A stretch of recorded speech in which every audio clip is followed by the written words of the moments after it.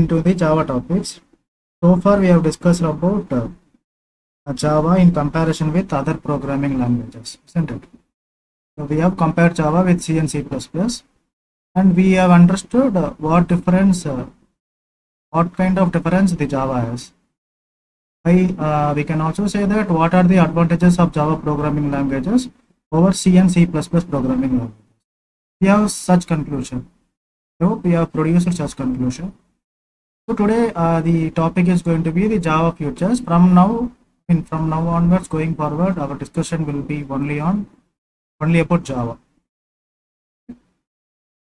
So let us understand why learning about Java futures is very important, because the future, if you are asked any questions like why did you prefer Java, it should be answerable, right? You should answer in such a way that you are demonstrating about all the Java features, right? So if you take a real-time example, so let me go with a real-time example, and these things are these things looks like very simple, but trust me, these things are very important. These things you should carry these things along with you.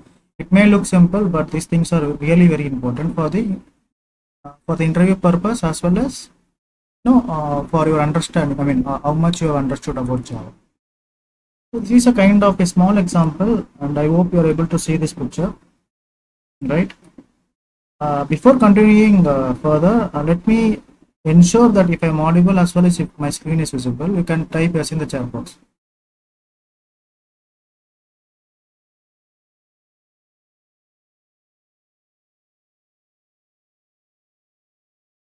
If my screen is visible, you can type yes in the chat box.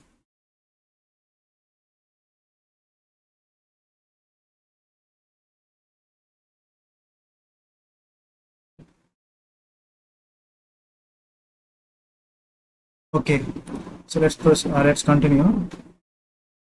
So this is a simple analogy. So what I'm trying to explain here is, let us say that you have decided to purchase a laptop to learn Java. So you have to purchase a laptop to learn Java. So before even purchasing the laptop, you will do some research you will do some research in the Google. You will get to know about the laptop products. So there are many laptop products available in the market. And after doing the research, and if you want to know further, you will visit an electronic store, right? You as a person, you are going to visit an electronic store if you want to know about the laptop features further, right? So as soon as you visit an electronic store, you will be approached by a representative or a salesperson, isn't it? So the salesperson, he will give you the information. He will let you know about the futures. Before even giving you or telling you about the futures, he will ask your budget, and he will ask for your actual requirement of purchasing a laptop, isn't it? You will get to know about your budget, and secondly, he will ask for the purpose of purchasing a laptop, right? Let us say that you are going to say that you need a laptop to learn Java. So keeping that simple. And the salesperson has understand your requirements, and he will start showing the laptop from the lowest range to the highest range. So he will take just 5 or 10 minutes for example, if you want to go with Samsung laptop, he will just demonstrate the features about Samsung laptop in 5 or 10 minutes, right? And you will understand if the features suits your needs. You will also consider the cost wise as well as the future wise, if it is suits your needs, because you just want to purchase a laptop for the study purpose. So you will be okay if the price is less. At the same time, if it suits your needs, right? This is how you will decide to purchase a laptop. Even the laptops, can range from what from 10,000 to, I'm not sure if the laptop is available in 10,000, but it can range from 10,000 to 1 lakh. And even you can develop a Java programming language in a laptop that is less in cost wise, as well as you can purchase a laptop that is very expensive. But both laptops are going to support the Java programming language. Your requirement is just developing a Java program, just to write a Java code, or just to learn Java things. You will be happy to go with the laptop that is very much affordable, right? Affordable at the same time, you will also consider its futures in the sense how much memory it is going to support. For example, let us say that 4 GB. These are its futures. 4 GB RAM are the common features that any layman can look for, right? And processor, and they will, I mean, you will also consider what the SD card size of the SD card, say 500 GB, and you will also consider if it is an Intel processor or a Ryzen processor. So things like this you will prefer, and if it is very much affordable and if it is supporting your needs, you will go with the cheapest laptop. So here you are deciding to purchase a laptop according to the features that is suitable, I mean that suits your needs. Same thing applies for Java as well, right? Same thing even applies for Java programming language as well, right? When you talk about Java programming language, when you say that you are good at Java programming language, you should also be good at demonstrating its features, right? If you ask me, it is necessary to know the futures. It is completely necessary to know the futures, because the reason why, in future, if you are trying to give an interview in a level 1 company or level 2 company, whatever the company is, the question can be like this: why did you prefer Java? So you should be confident enough, or you should be understandable enough to demonstrate something about Java. So how can you give the demonstration? So you will give the demonstration by telling the futures about Java. So technically, from the interview perspective, or from the corporate perspective, we can also, we have a name called, we can also call it as buzzwords.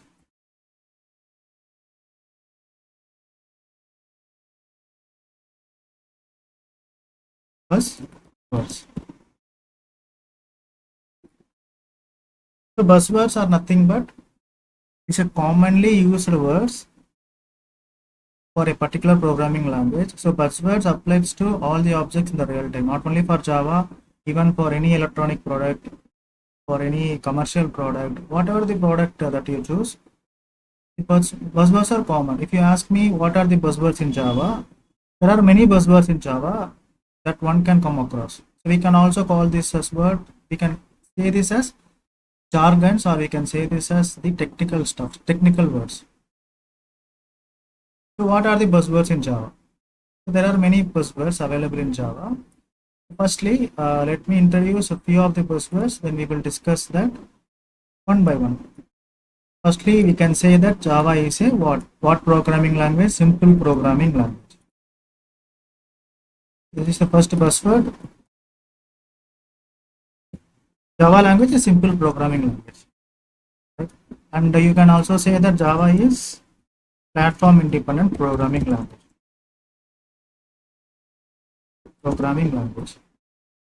Second,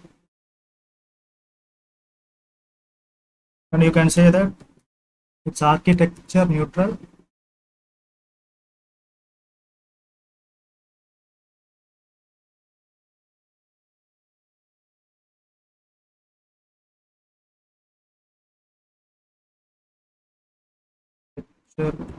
Neutral, and we can say that it is object oriented, and robust,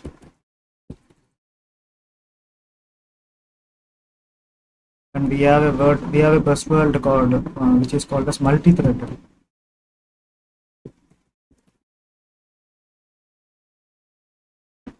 And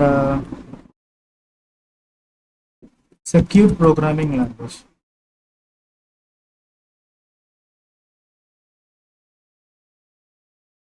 And then we have compiled and interpreted.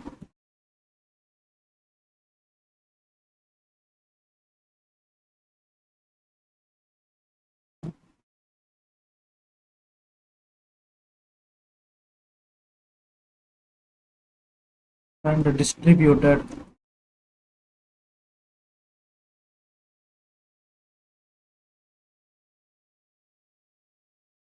Dynamic.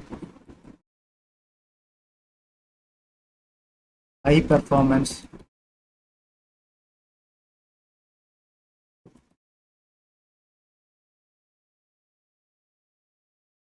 So these are the common buzzwords of Java programming language. We can also say that these buzzwords are these are the buzzwords that the Java language can be categorized, right? So if you make a count, there could be at least 12 buzzwords.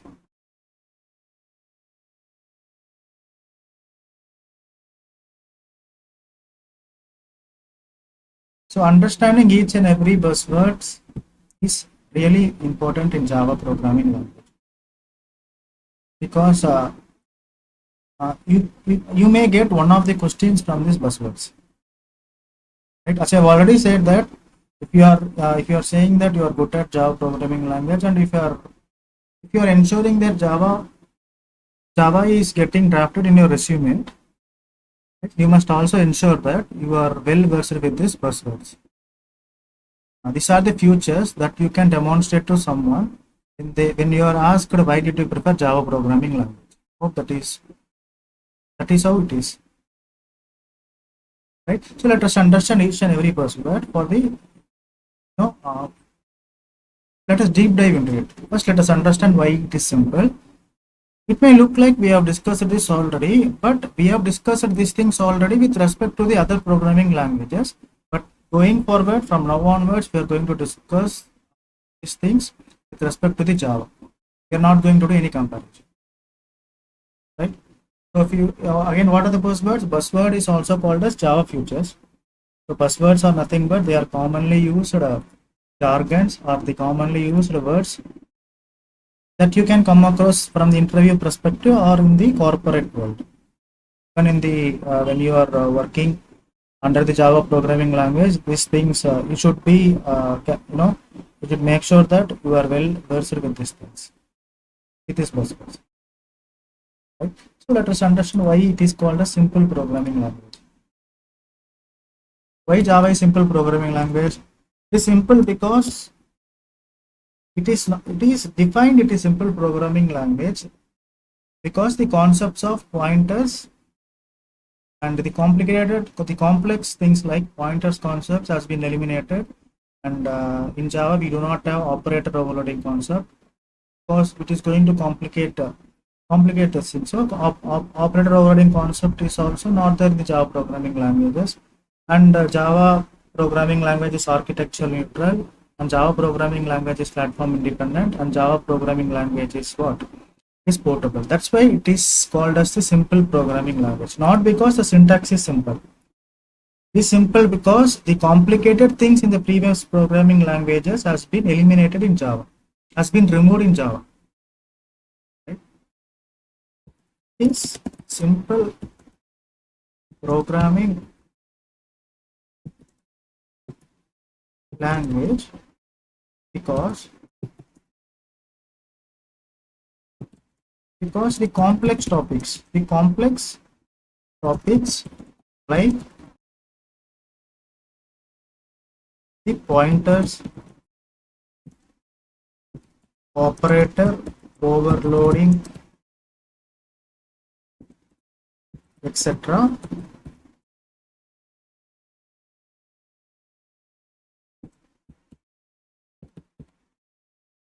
and so on, has been removed in Java. That's why it has become the simple programming language, not because it is very simple syntactically. Of course, it is simple syntactically. In the syntax wise, it is simple when you compare it with the previous programming language. But apart from that, if you talk about the uniqueness, you can say that the concepts like pointers, operator overloading, so on has been removed in Java. That's why it has become the simple programming languages. This is the one statement that you can produce, and second statement can be like it is platform dependent programming language, and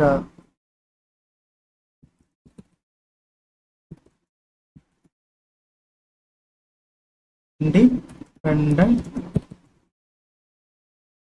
programming language, and architecture neutral. You can include all these things to demonstrate that the Java programming language is a simple programming language.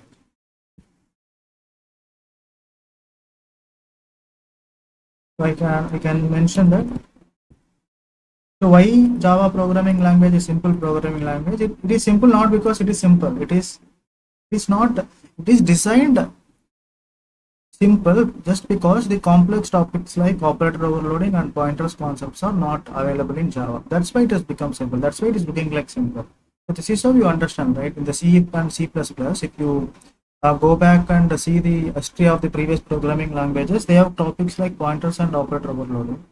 In comparison, right, when you compare this with those languages, this language seems pretty simple, portable. These are the reasons why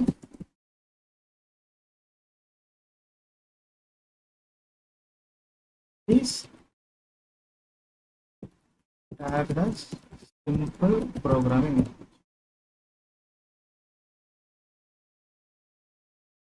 Right. So what are the additional points we can add apart from this? Apart from this, we can also add a few points, but I think this could be fine.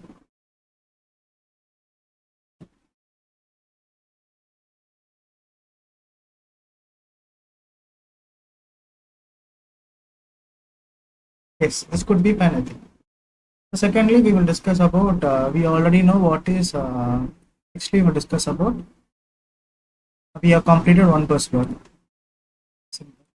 Secondly, we will complete why it is platform independent. We have completed these things already, but still it is very imperative to discuss these things once again. So now I am strictly discussing about the Java programming language. I am not including the previous topics. I am not doing any kind of comparison. Secondly, platform independent. This is one of the buzzwords. Platform independent. You will come across very often.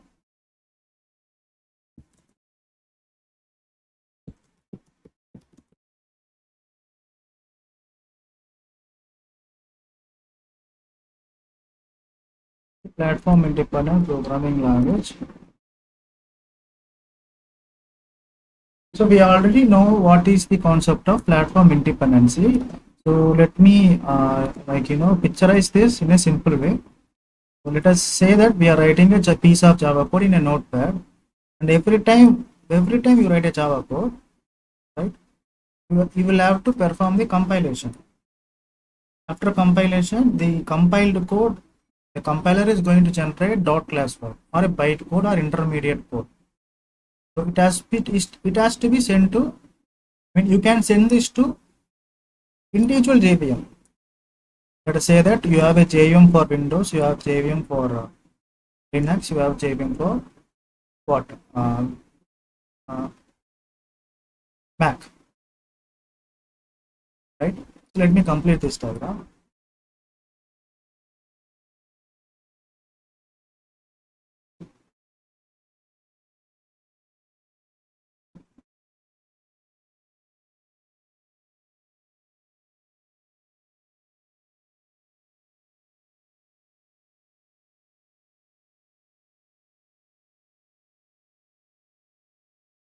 So this is the piece of Java code. Let us say that a.java.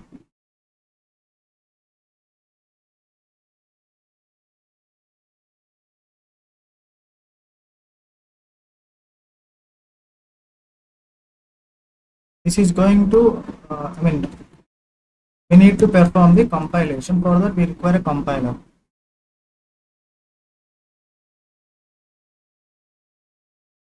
So compiler will convert a.java file into which file? A.class file.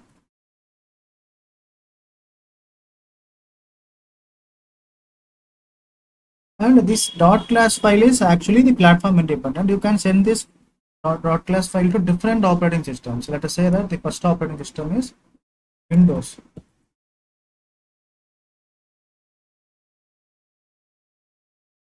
So JVM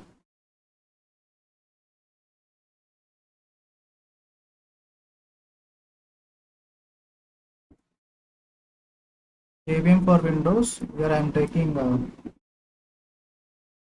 JVM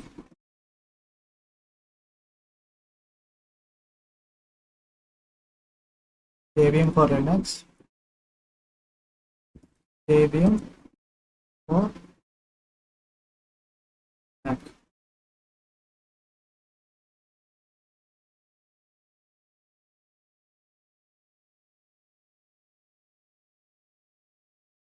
JVM format, right? So each and every JVM is going to convert the .class file into the native code, or we can say that machine code. The machine code can be represented in the form of zeros and ones. You know this already.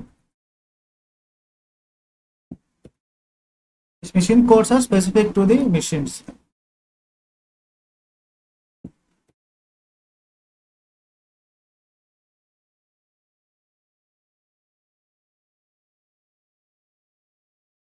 And after this, you can able to generate the same output. No matter what kind of operating system you are going to use, the output is going to be same for all the operating systems.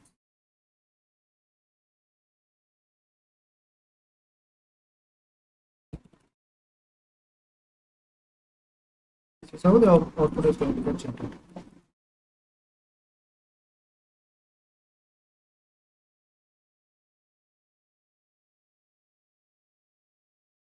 If you observe this, here you can able to here I have just demonstrated about the platform independent concept in Java. So this is what we can conclude this in one word, which is called as WORA. What does it mean? Write once and run anywhere. So Java is saying that you can write the code only once and you can run anywhere.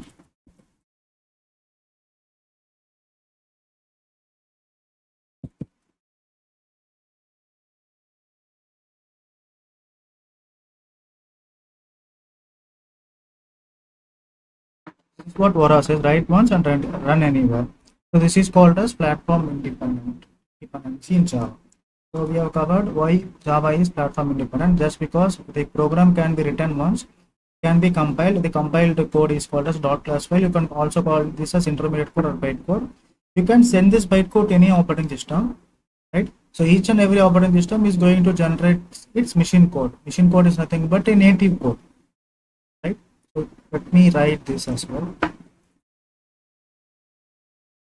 Machine code or native code, and the output is going to be same. No matter where the code has been executed, the output is going to be same, right? So we have written only once, we can run many times. That's why it is called as platform independent programming language. This is one of the common buzzwords that you can come across from the in the interview perspective, as well as when you're working in the real time. So, and again we will discuss about architectural neutral and concept of portability. I don't think I have mentioned about portability. Let me add that as well. Portable.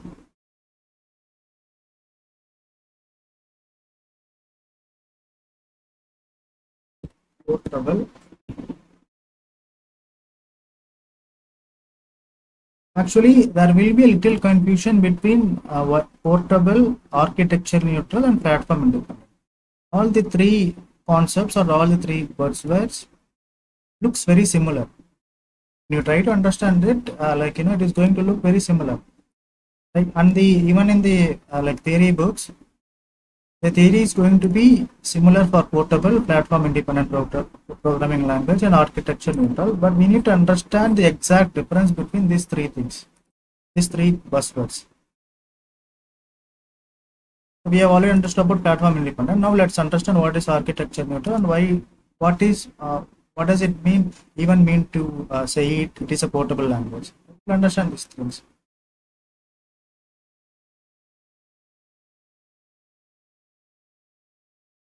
The third concept that we are talking about is architecture neutral. Pay some attention. It looks similar like the platform independent concept. However, it is not similar. There is a little difference. This is the key to understand. Should be capable enough to identify this difference. Architecture. So if you see the platform independence, talk about different platforms, Windows, Linux, Mac, and so on. Is talking about different platforms, but architecture neutral talks about the same platform. Right? Understand? It talks about the same platform. Sir, what do you mean by the same platform? Java is platform independent. Now we are saying it is talking about the same platform. What does it even mean? So let me give you a little demonstration. Let us say that I am writing a piece of Java code in my machine. So this is my machine. I have written this machine is supported by Windows operating system. Just an assumption. This is my machine. So I have developed a Java code in my machine which is supported by the Windows operating system. If you talk about my architecture, when someone is talking about the architecture, you are actually talking about the hardware features. When the combination of hardware as well as the software features. Right? Architecture means the combination of hardware as well as the software features.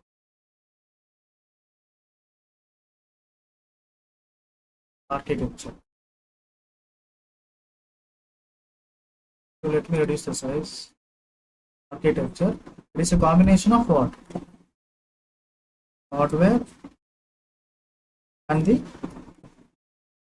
software.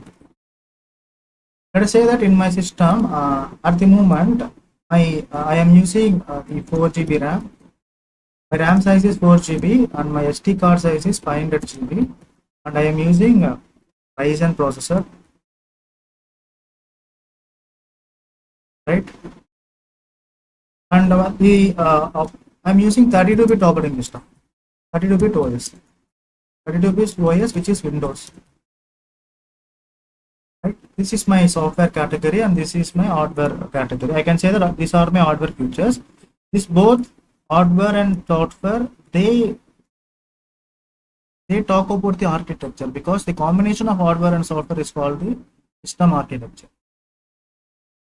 Right? So here I am specifying about, like, it is going to talk about the same platform. So if I ask you the platform about my system platform, then it is clearly visible that I have an hardware, I have a software, and these are the hardware features, and this is my software feature. This is my architecture. This is my current architecture, right? And see, this is my architecture. Tomorrow, what if I have developed my Java program in this architecture? Let's say that this is my Java code. In my system, my Java code is simply, I'm keeping it very simple. It is a.java. Right? I am happy that I have developed a code with the name of a.java, and it can be compiled here and it can be executed here. I can able to see the output in the console with this architecture. I developed this code with the help of this architecture. Combination of hardware and the software.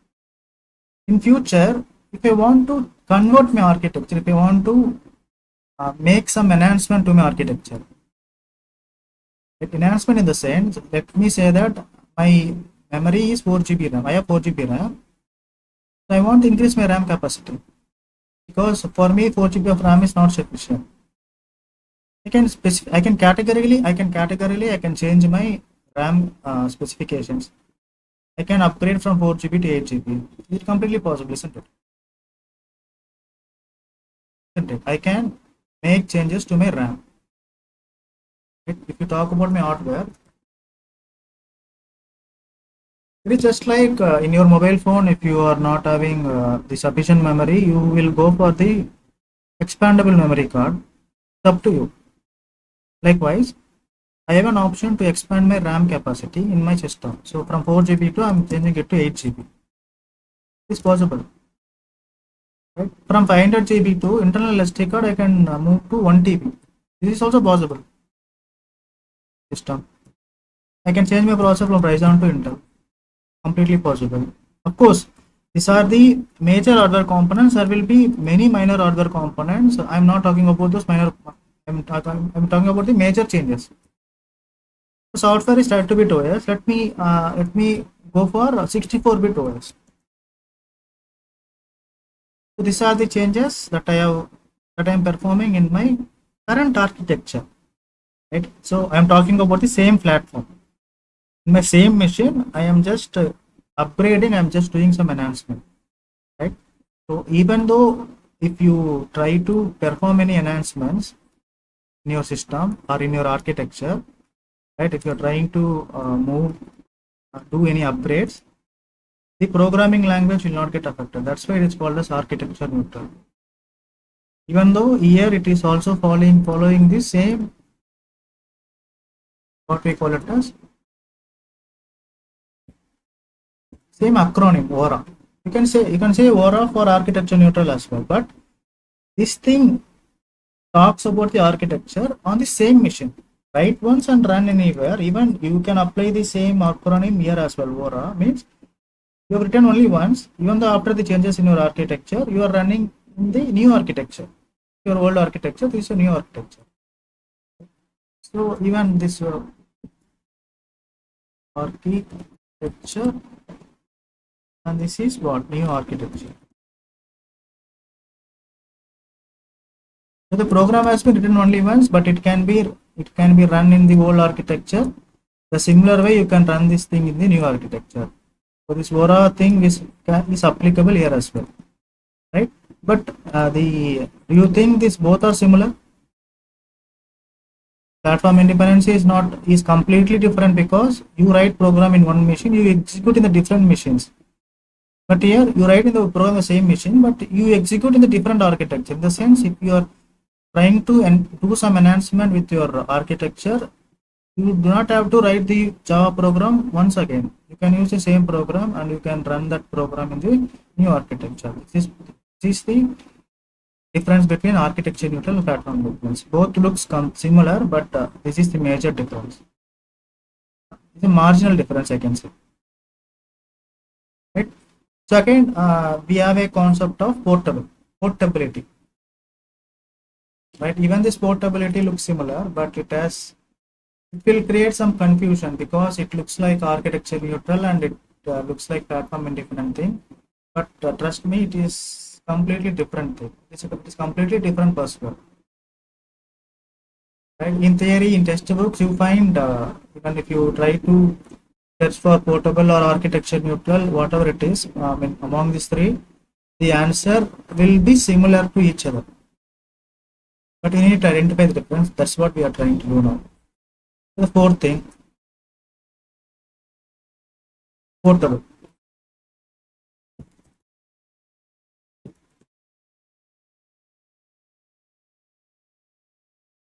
So let us understand what is portable, right? So if you remember in our early days, when the mobile phones were introduced, right? When mobile phones are introduced, we were not allowed to do the porting. What do you mean by that? For example, if you have a mobile number, you have a 10-digit mobile number, let us say something like this, right? So, and if your service provider is, let us say that it's Airtel service provider, and if you want to change your service provider, for instance, right?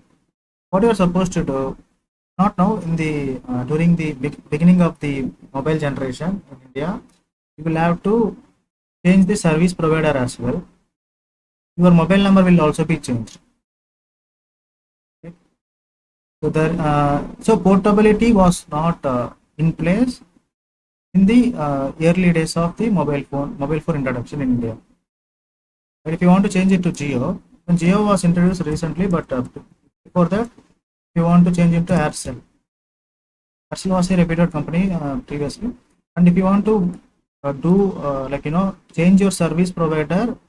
You can change your service provider, but the same mobile number will not be carried here. You'll have to take a new mobile number, right? So mobile number can be like this. You have to take a new mobile number that is specific to Aircel, right? So this is not a concept of portability. So what are the enhancements that has happened in the mobile industry, right? To who customers, they have introduced the concept of portability. What they do usually, if you're not happy with your service provider, you can change your service provider and you can carry the same mobile number. Carry the same mobile number. Your mobile number will not get affected, but still you can change your service provider and you can get the new services. If you want to migrate this to Aircel, the mobile number can be, same mobile number can be migrated. You can your new service provider is going to be Aircel. This is what the portability in the cellular services. If you know what I mean. Likewise, even we have an option to change your bank accounts from one bank to another bank. The account number will be intact. It will not be changed. Right? The same thing applies for Java as well. Right? So, and again, the portability, and there is a little difference between portability and platform independent. So let me put you that in a simple way. So let us say that this is my Java programming language. I mean A.Java.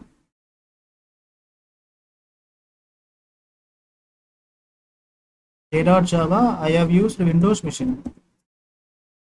I have developed this code using the Windows machine. And I am able to run this in the Windows machine successfully. But however, I also want to run this in the Mac machine. Let us assume that I have two machines in my house. I am owning two laptops. Like one laptop supports Windows OS and the second laptop is a Mac laptop. It is supporting Mac operating system, right? But I have written the code only once. So the code, let us say that the code is of 1000 lines of code. Okay. If you want to do the same thing with the Mac, I cannot retype the same information over and over again. I have two options here. Option one is what? Option one is very simple. Once you written the code, compile it and you can share the .class file. Share the .class file over the email and download that in the Windows operating system, I mean Mac operating system in this case, and execute the program. This is the first thing that we can do. Secondly, you can also do, instead of sharing the .class file, I can share the code itself, isn't it? I can share the code which is in the form of text. Without compiling, I can share the code which is written, which is in the form of text, right? I'm going to share the A.Java file directly. You're sharing the .java file directly, that is called as portable. You're sharing .class file, that is platform independent. Right? Very simple. Very simple. You want to share .class, you're sharing .class.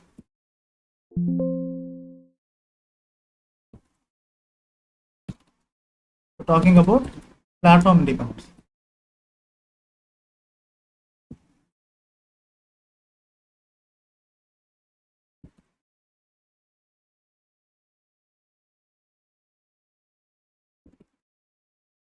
Platform independent. You're sharing apart from .class, if you want to share .java file. It is portable. And again, here we'll also encounter the same thing here. What is it? Again, you can say this as write once and run anywhere. The same thing applies here as well, isn't it? Overall. Right?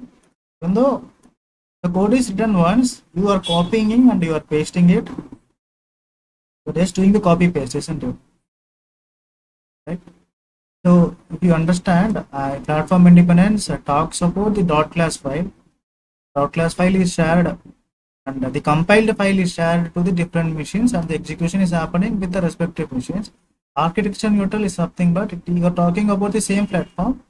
If there is any upgrade in your architecture, the actual code is not going to get affected, right? And the portable is nothing but migrating the code from one machine to another machine. Migrating the code, not the .class file, migrating the actual Java code. Right? These are the, like, it looks similar, but it is not similar. This could be a target. They will ask you to differentiate this in this way. This is how you can differentiate this. You can individually categorize this as well as you can differentiate this with this small marginal differentiation. Okay.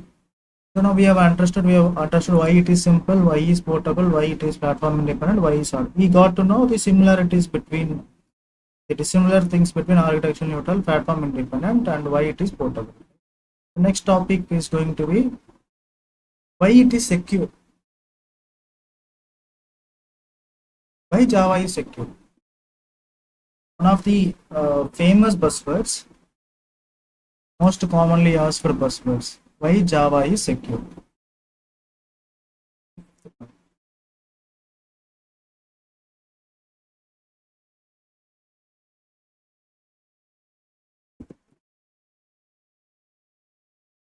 Why Java is secure? It is secure because it is designed. It is designed like will make sure that the security is not breached. No, it is not like that. It is secured. I will give you the small example, real-time example. I think you can understand this. Let me input something. So I think you might have come across this alert.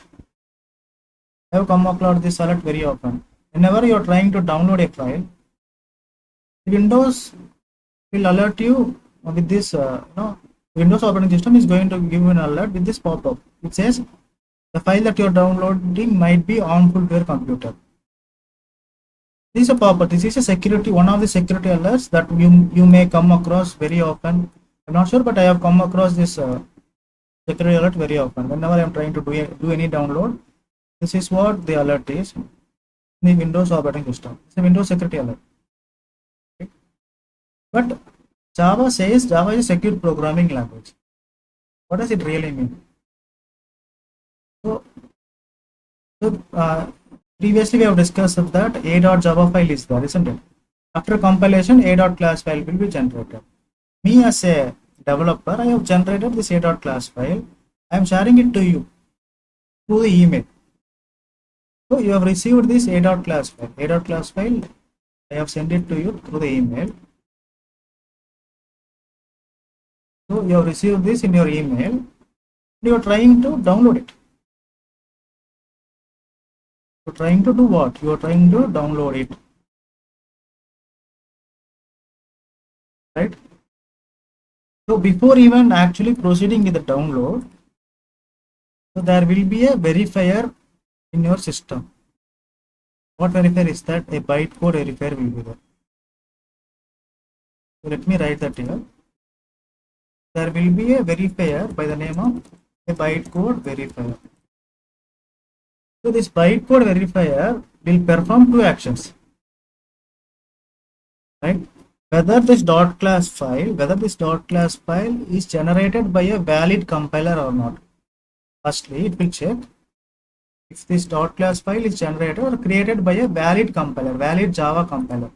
It will perform two checkings. One is whether it is generated by a valid compiler, valid Java compiler. Secondly, it will also check whether it is properly formatted or not.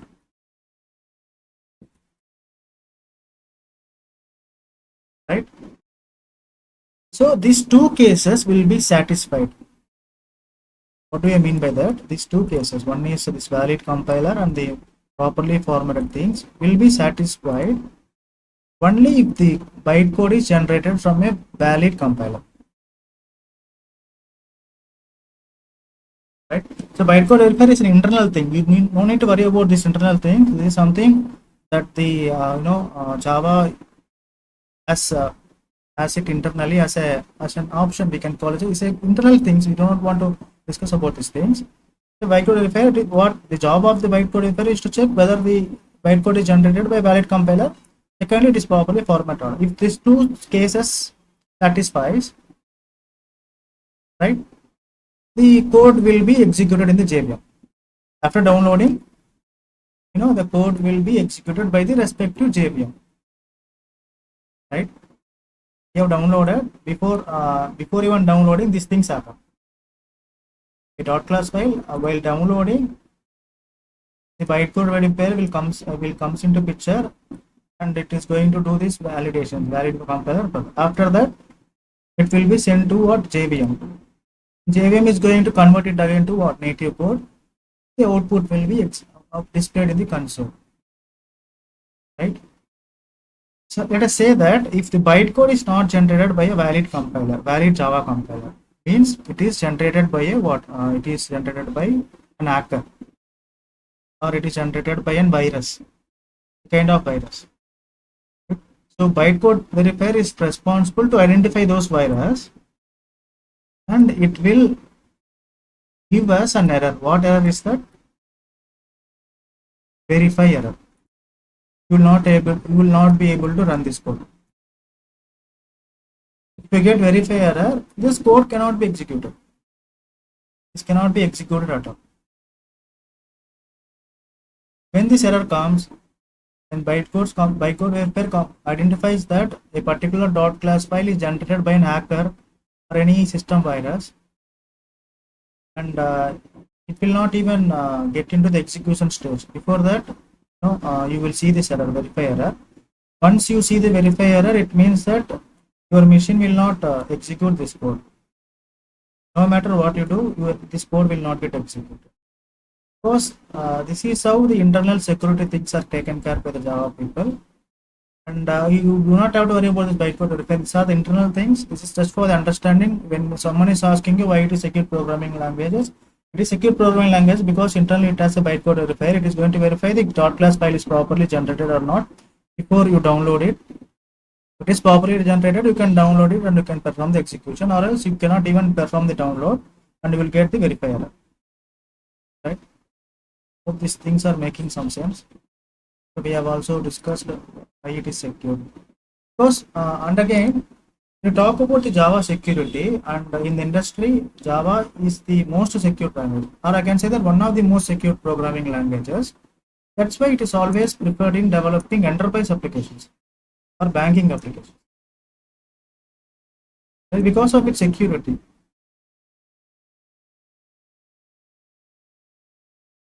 Right? And this is one of the reasons why you can go with Java programming language as a beginner. Banking applications,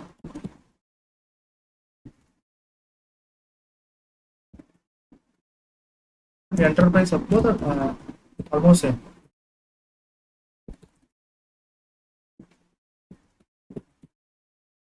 Because of the secure feature. If you ask me Python, if Python and other programs are not secure, they are secure, but they are not as secure as Java programming language, because breaching a data in the Java code is pretty difficult. It is really very difficult. You cannot breach a data in the Java programming language. This understanding is necessary. Why it is secure? We use this for banking applications and enterprise application because it is secure. But why it is secure? This understanding is mandatory. It is secure because there is a bytecode verifier. Whenever you try to download a dot class file, the dot class file will not get downloaded directly. It has to go through the verification stage once again, whether it is generated by valid compiler and it is properly formatted or not. These are the internal things that will be taken care of by bytecode verifier. And if it is properly generated, you can able to download and perform the execution. If not, you will get this verify error. Something that are the terms that you should carry along with you. Verify error, bytecode verifier. Right? So we have so far we have completed. So let me. Tomorrow we will discuss this remaining topic, which are compiled, interpreted, distributed, dynamic programming language, why it is dynamic, why it is high in performance, why it is multi-threaded, what does it mean to say object oriented and robust, why it is called as robust programming language. With this we can conclude the Java features, and again the Java features are really very important. Without understanding this, we are not supposed to create any Java programming language, write any Java code. For understanding that, we should understand this, because these things look simple, but these things are really important to for the interview, from the interview perspective. Because this is how when you say that you are good at Java programming languages, these things will say these things are some of the identifiers that will ensure it can check your caliber whether you are actually good or not. They can check your caliber by asking questions, by asking these buzzwords, right?